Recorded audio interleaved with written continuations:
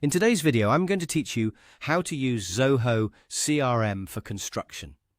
If you work in the construction industry, keeping track of potential clients and company information is essential, and Zoho CRM can help you stay organized from the very beginning. In this walkthrough, I'll show you how to open your Zoho CRM account. Go to the Leads section, create a new lead, and enter the company details correctly so everything is saved and easy to manage later. To begin, open your Zoho CRM account and make sure you are logged in. Once you're inside the dashboard, take a moment to get familiar with the layout.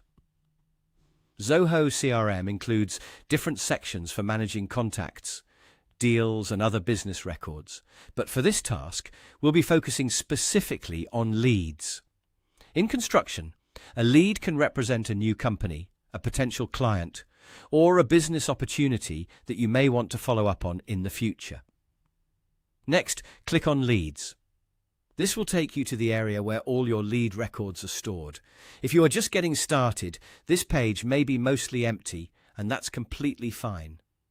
The Leads section is where you begin building your pipeline by adding the businesses or prospects you want to track. Once you are in the Leads area, click Create Lead. This opens the form where you can add the details for a new record. The form may include several fields, and the exact layout can vary slightly depending on how your CRM is set up, but the main idea is the same. You want to enter accurate and useful information for the construction company you are adding. Now, enter the necessary details in the form. Start with the construction company name in the company field, since that will usually be one of the most important identifiers in your CRM. Then, continue filling in the other required details shown on the screen. As you enter information, try to be consistent with formatting and spelling. That helps keep your database clean and makes searching much easier later on. If a field is marked as required, make sure it is completed before moving on. After all the needed information has been added and reviewed, click Save. This will create the lead in Zoho CRM and store it in your leads list for future reference.